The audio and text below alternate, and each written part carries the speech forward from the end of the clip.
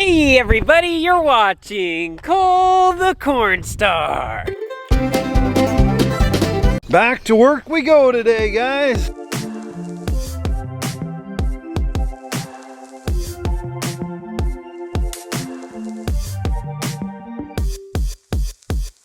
Well, good morning everybody. Today is day number 3. Actually, technically it's day number 4 of side dressing. We have about 575 acres of corn left to put 32% on. We're gonna be heading off that direction about 5 miles to the farm that we call the North Farm. Ooh. Any idea why we call it the North Farm? It's because it's our furthest north farm. We're so original. Boogity, boogity, boogity, boys. Nice going the back roads. You get to look at other crops and things are looking pretty nice over in this neighborhood. You mean you get a look at how much better our crops are than everybody else's? Probably within this next week, guys, we're looking at some corn maybe tasseling. You kind of get a little indicator on the corn. See how the tops of some of these plants are starting to get pointy? Once they're at full point, then after that, it's a couple days, the tassels start falling out of there, and then the plant will pollinate itself, and then little ears of corn will start growing in here. I just took 10% off our yield, but I'm going to show you. There we are. There's the tassel. So we're trying to get our 32% nitrogen on now so it can start getting into that plant, so when it starts putting on ears, they can be big, strong ears. What do big, strong ears mean? Big yields. Which means? We can pay our bills. You know what's really nice about the North Farm is this bad boy has rows that are a mile long, which is really nice for efficiency, but man, I gotta tell you, it's hard to stay awake sometimes. Look at that. A mile long. Meow. Boom, turn around, then come all the way back. But I'm on my last little sliver of this farm. All right, Dad, we're on day 4, technically day 5 of side dressing. We should get done with everything we have in the tanks today, right? Right. If we had 32% nitrogen a day, a little bit more, we would probably get done today, but it's a holiday. Everybody's closed, so we got to respect that. So hopefully tomorrow morning they'll get us filled up again and we can get her done. The way we're kind of rushing to get this 32% on because we need rain in order to activate it. We can see here we have a little bit dripped on the ground. It just kind of sits on top of the ground until water goes on and it actually pushes it down into the soil. And if it stays dry for too long, then it can actually evaporate up into the air. They're talking rain in the middle of the week, so that's gonna start moving down real quick.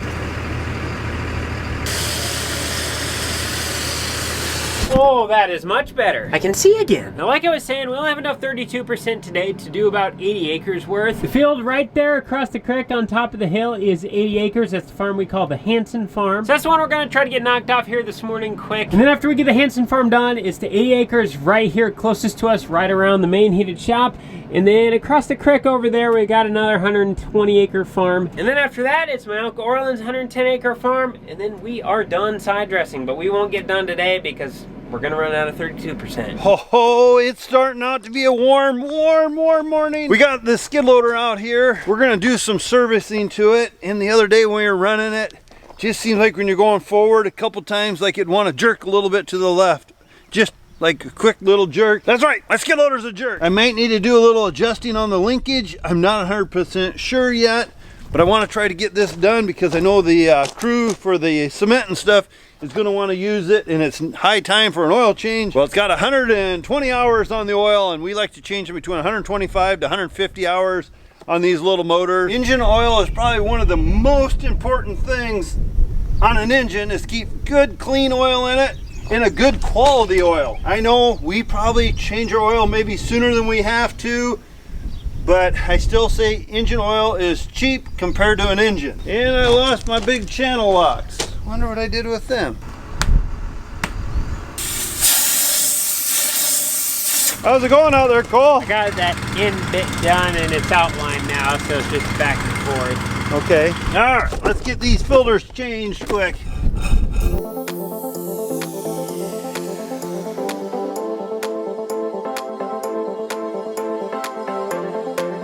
Well, there we have it, ladies and gentlemen. We got the Hanson Farm done, 78.4 acres. It only took me 2 batches, and I want to apologize. It is seriously like impossible for me to film while I'm side dressing. There's just so much going on. And by the way, my windows are all dirty again. Now, unfortunately, we are out of 32% for today. No one is working at our 32% place because of the holiday. So we're done side dressing for today. All right, class, take out your pencils and your notebooks because we're having farming class. And hey, eyes up here, my Crocs and pajama pants don't matter. There's people asking what do you mean by side dressing? This is kind of for the people that ain't farmers. Do you understand why we side dress, Dad? I do, but there might be other farmers that there might be something totally different than what they do. What's a CEC soil test? The what? All right, you need to tune into the lesson. Now, nitrogen is one of the most important things that a corn crop needs in order to thrive and survive. So there's multiple ways farmers can put it on. They can put it on dry, such as with urea. They could put manure on. They could put gas on, such as anhydrous ammonia, or they could do what we do and put on 32%. Now, I gotta be real with you guys. 32% is a bit of a short name for it. The full name is UAN 32%. UAN stands for urea, ammonium, and nitrates. And then the 32%. Yes, Neva? I thought this lesson was about side dressing. So when we think of corn, I would like to compare it to the human body. So if I ate 5,000 calories worth of food, let's say that's all my body could digest in a day. If I ate 6,000, it doesn't matter. I'm only going to be able to utilize 5,000 of that. So corn, on the other hand, it works very similarly when it comes to nitrogen. By that I mean our good old Iowa soil here is only capable of holding so much nitrogen in it at any given time. Cool, how in the world are we supposed to know how much nitrogen our soil can handle at any given time? Well, here we go, guys. Last fall, Jamie came out and he did 2.5 acre grid samples over all our 2,000 acres, and he put together a soil test for us. In the soil test here, we have just pages after pages and diagrams and numbers and all this good, knowledgeable stuff. All of these numbers are really important for us to know for how we can raise better crops, but the one I'm talking about for nitrogen is our CEC levels, or our cation exchange capacity. So take the field west of Dad's that we're gonna be crop scouting here in a couple minutes in this video. The cation exchange capacity on it has an average of 17.33 MEQs per 100 grams.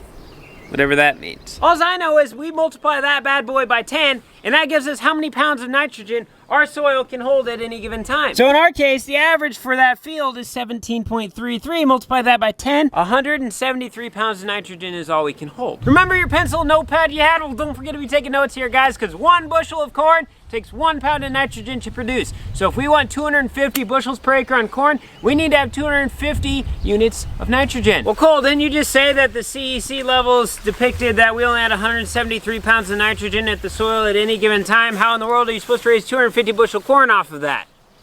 Well, that's where side dressing comes in. So here at Cornstar Farms, we split our nitrogen applications up into 2 separate events. Before we have anything planted at all, we come in and we spray our first half rate of 32%. So that way when that little baby seed is growing up, it's got some nice food nutrients available for it right away. But then as that plant gets taller and taller, that first rate of nitrogen that we put on, that starts dwindling down because that plant's using it up. So remember that 173 pounds we had in the soil? Well, now maybe that's only 50, 30, 20, 10. And then we come in with our second rate, AKA wide drops, and then we're giving it another spoon feeding rate of nitrogen. So that way we can get to that 250 pounds of nitrogen to get 250 bushel corn. Now, someone much smarter than me once said, that's just skimming the top. There's a bunch of different ways we can go about all this whole nitrogen thing and stuff.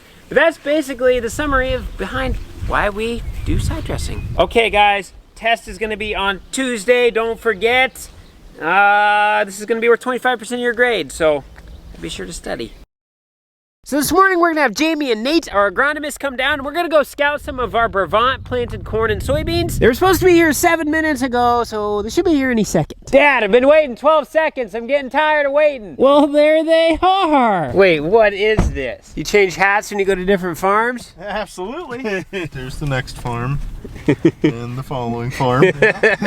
So first stop on our little adventure this morning, we're at the field just west of Dad's. This is a corn on corn situation. Hey Nate, you want to find some butterflies with me, some cocoons? I haven't seen a butterfly cocoon in years. If you guys aren't from the country, this is milkweed here, and this is actually what a caterpillar will latch onto and then make a cocoon, and it'll become a monarch butterfly. So if you look on the bottoms of the leaves, sometimes you can see a cocoon. Oh, here's a caterpillar right here. So that little guy right there will become a monarch butterfly. I think they disappeared on us, Nate. So walking through our corn here, we're seeing some areas that have a little bit of some burnt edges on the leaves. And this is from the 32% when I was turning around with the wide drops on. When it gets on the leaves, it burns them a little bit. It'll snap out of it. It's purely cosmetic.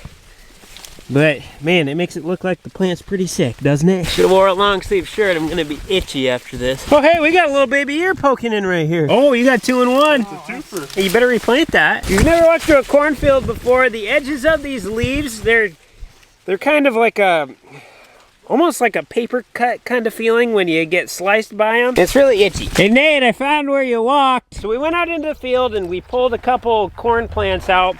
Jamie's got a bucket of water here that he's gonna fill up. Soak some roots. See what we see for rootworm larvae. Well, nice roots there. I like See if that. we see much feeding. What's the problem with the rootworm? Essentially, they'll feed on the roots. All nutrients, nitrogen, fertility is brought up through the roots. So essentially, you know, you're not utilizing all the fertility and nutrients in the soil, as well as you can have some lodging of the corn, down corn. In other words, Jamie's saying they take away yield. I can't say I've ever seen this done, Phil. There's some very nice looking roots there. Oh, yeah. There is. We're always more worried about what we see on top, but sometimes it's underneath that we really want. But there, you know, first set of brace roots, starting to set second. So first set of brace roots, second set starting. Absolutely. You know, like all these nice white, fine hair roots. You know, and certain hybrids generate more roots than others. Essentially, everything's nice and white, healthy. I'm not seeing any brown, kind of dead-looking roots. You know, I'm not seeing a lot of feeding. I am going to stir this water up just a little bit because rootworms can be in the dirt that we shook off. Do you feel like a plumber right now? Absolutely. Wish I got paid like a plumber though. And the reason why we're doing this testing in a corn-on-corn field is these rootworms are more likely to be in a corn-on-corn situation versus a field that's corn-on-bean ground like what's across the road here. You farm too, don't you, Nate? I do, yep. You a red guy or green guy? Gotta go with the green. Oh, blur him out, blur him out. It ain't red, leave it in the shed. What do we find in here, Jamie? I haven't found any. I feel like you're noodling right now for catfish. Absolutely. Careful, it's gonna get you. That one right there? Right there's one. I almost think it's transitioning from that rootworm to getting ready to turn into a beetle. So once he turns into a beetle, though, then he's not too much harm for us, is he? No, he can actually be just as much harm because, like Nate was mentioning, they'll fly, they'll clip silks, as well as lay eggs for next year. Oh, okay. You know, that's the importance of, you know, taking care of the volunteer corn in your beans as well. Because that volunteer corn in that bean field is a host plant to those rootworm beetles. And with all the volunteer corn on the ground this year, that could be a problem for next year. Could be huge, especially down in this area. How many rootworm larvae would you normally find in a bucket like that? It all depends, anywhere from 7 to maybe even 15. Oh, stop number 2. Jimmy, are we about done yet? We're over here at tabletop. We have a Brevant 259 soybean variety planted on here. I want you to take a look at this, guys. See the color of these soybeans here? And then look at our neighbor's soybeans. That's like night and day. Jamie, what did you do to our beans? What are all these white things, Jamie? Blossoms. What does that mean? Flowers. That's where the pods they'll set pods. So the more flowers, the more yield, the more money. Oh yeah, we got a little pod right there. Hey Jamie, on a couple of these plants here, we got some leaves being eaten. What's doing that? You know, it could be a wide range of insects, you know, soybean loopers, you know, as far as just even leaf hoppers, grasshoppers. We're seeing a lot of those. Dry conditions seems to enhance those. Japanese beetles we're seeing as well, like over here. Ni hao. Wait, that's Chinese. So you recommend if we're going to throw fungicide down, might as well throw insecticide in there too? Yeah. Was that $2 an acre? $2-3 an acre. Okay. So looking down the rows here at tabletop, we're noticing some weed pressure. We did spray this farm, but I mean, like right here, there's still a bunch of green going on. So Jamie's gonna have us respray this. We're gonna go check all our other soybean fields to make sure that we don't have to respray those as well. It's not exactly what we want to do, but we need to get these weeds under control. Because if you take a guy like this is what we call a water hemp plant. He's gonna grow to be about 3 feet tall or so. He's gonna have like 100,000 seeds on him. And when you come through with the combine and you combine this up, you turn the combine into a giant seed broadcaster and you spread all these seeds all throughout the field, and then you just have that much more of a water hemp problem. And this thing here is glyphosate resistant, so it's actually kind of hard for us to kill in soybeans. If it's small, you're all right. But if you get to something that's this big, he's gonna be pretty hard to kill. Well, after driving around looking at a couple fields, we drove by Kristen and Rusty's and Bill's, and we're over here at Melvin's now, and looking down the rows here on stuff, we just have more weed pressure than we'd like to see. So unfortunately, it sounds like we're gonna have to respray all of our soybean acres, which it's not like we're making an extra pass because we were gonna be putting fungicide on 500 acres out of our 1,000 acres of soybeans. So I guess we're gonna have an extra pass on 500 acres, but what do? We gotta take care of these weeds. All right, Jamie, give us a quick synopsis here. synopsis? Yep. We need some rain. things are looking pretty good. 300 bushel corn. Oh, we're not gonna stop at 300.